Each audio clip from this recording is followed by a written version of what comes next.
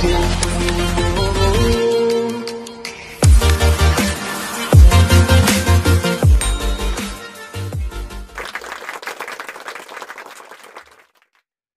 sekarang korban dari keluarga saya udah berapa orang? Dari teman-teman saya lebih banyak lagi. Dan mereka meninggal itu nggak hitungan tahun prosesnya, hitungan hari. Nah, berarti kan kita nggak bisa menganggap remeh gitu virus ini gitu.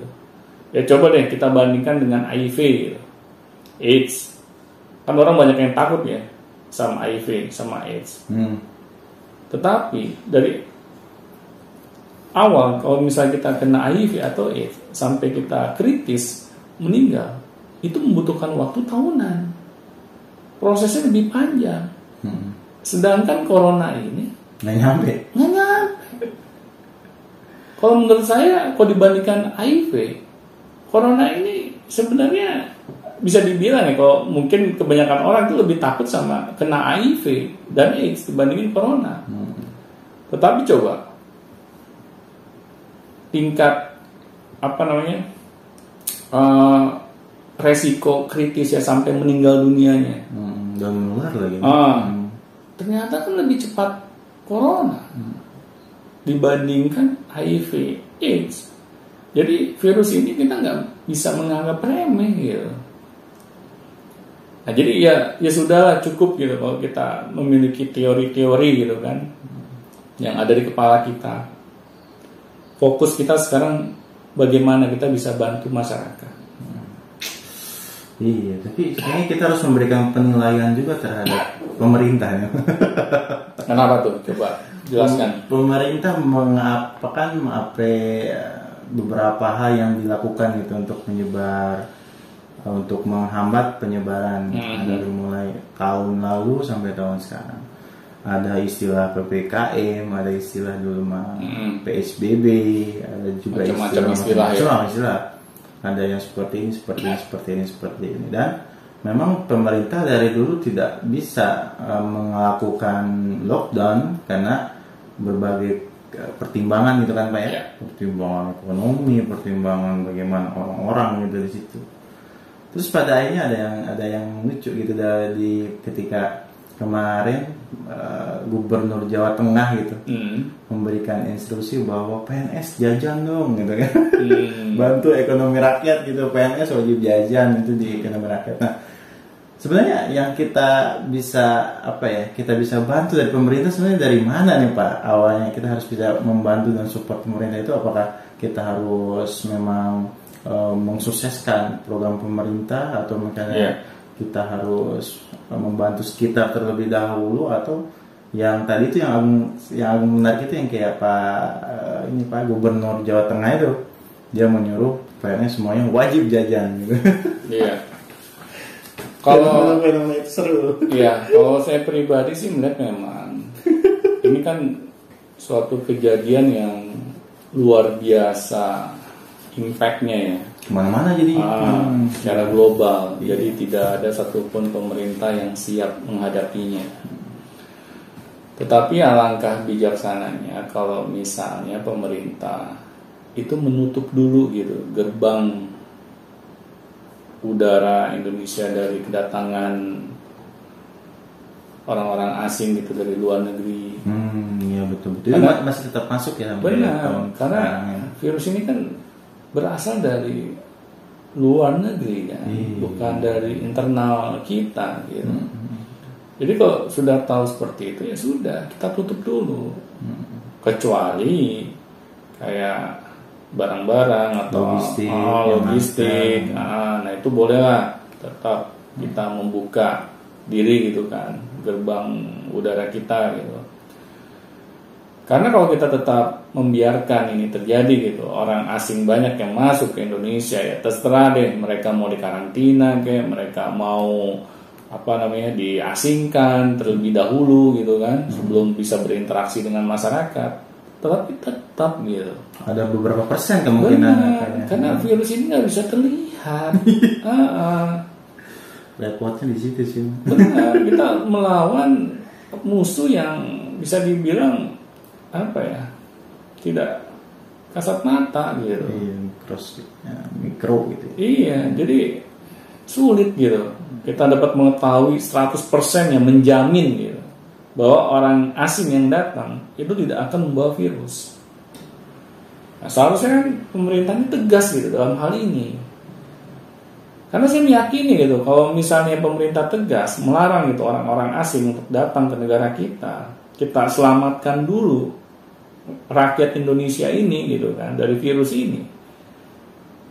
Akhirnya kan masalah fenomena corona ini bisa cepat selesai gitu.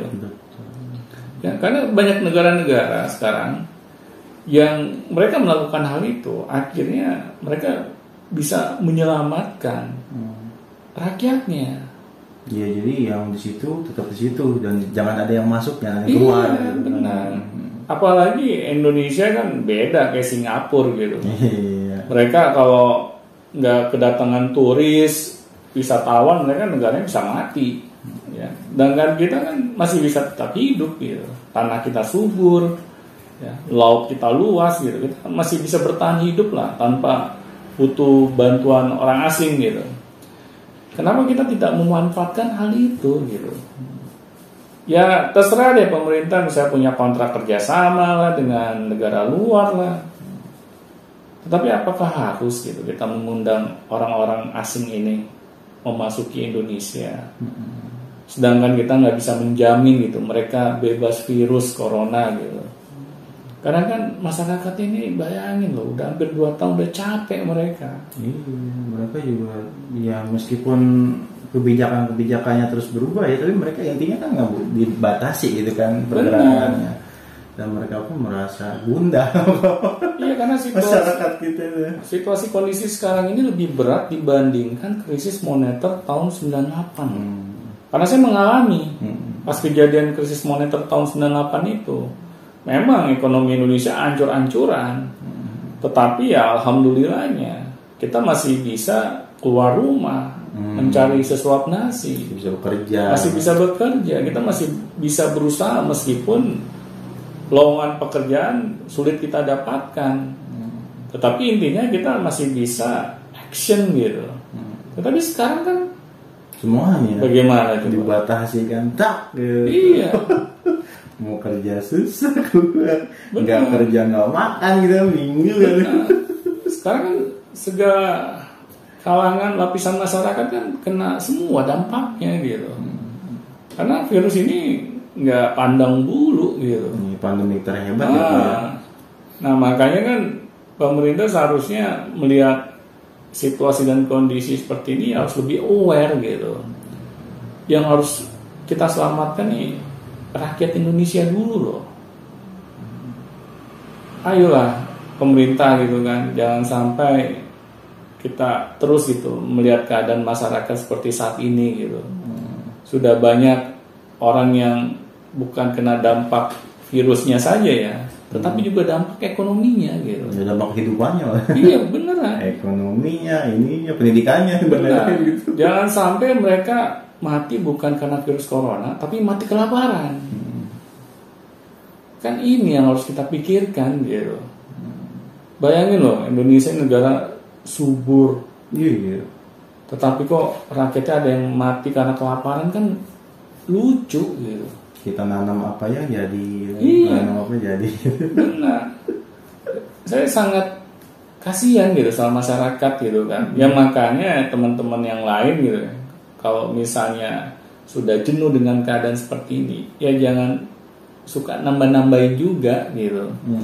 Kita bantu aja masyarakat yang membutuhkan. Kita fokus ke sana aja. Kita fokus ke sana aja gitu. Daripada kita manas-manasin situasi, belum tentu dengan cara kita ini bisa memberikan solusi. Apalagi manas-manasin pemerintah. Iya. Malah nggak jelas gitu kan. Nah, kan yang saya takutnya malahan banyak masyarakat akhirnya itu jadi benci sama kita gitu. Karena kita bukan bagian dari solusi, tapi kita bagian dari masalah. Masa sih kita mau disebut bagian dari masalah gitu? Kan seharusnya dengan keadaan seperti ini apa nih yang bisa kita lakukan?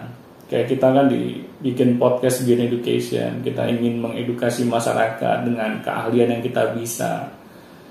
Ya meskipun kita belum bisa banyak berbuat gitu kan buat masyarakat. Tetapi kan dengan apa yang kita bisa lakukan, ya kita lakukan. Saya juga nggak berpikir di awal gitu kan membuat podcast ini harus memiliki subscriber yang jumlahnya jutaan gitu misalnya. Kalau menurut saya sih itu hal sekedar bonus gitu. Tetapi yang menjadi fokus saya bagaimana kita bisa menjadi orang yang bermanfaat. Itu dulu aja gitu. Karena kalau kita nggak bisa menjadi orang yang bermanfaat, pasti kita menjadi orang yang sebaliknya. Apakah itu yang kita inginkan? Apalagi sekarang banyak orang-orang di luar sana gitu membutuhkan uluran tangan kita. Sebaik-baiknya manusia adalah manusia yang bermanfaat. Ya, tepat sekali. Oke, jadi banyaknya fenomena-fenomena COVID yang membuat kita membuka pikiran gitu, berusaha untuk yang memenuhi kehidupan dan juga ada yang berusaha untuk lebih bermanfaat lagi ya Pak ya. Iya benar. Jangan hanya diam mencerca apalagi kontra ini itu, jadi jangan bikin sulit. Iya. Masyarakat kita dan negara kita sudah sulit. Tolong apa yang kita bisa manfaatkan untuk orang lain, manfaatkan saja gitu. Mau tabung gas kayak apa, kayak tabung oksigen gitu kan, yang bisa dimanfaatkan tolong dimanfaatkan. Minimal di lingkungan kita bisa bermanfaat. Oke, terima kasih Pak Tony. Sama-sama. Dan jangan lupa bila ada pertanyaan langsung saja tanyakan ke Bigan Education Podcast. Di link deskripsi sudah ada WA, Telegram dan juga email. Silahkan langsung tanyakan dan jangan lupa beri nama terus ditambah lagi deskripsi pertanyaannya yang jelas. Pasti kami bahas dan pasti kami balas. Baik. Terima kasih dan sampai jumpa di Bigan Education selanjutnya. Sampai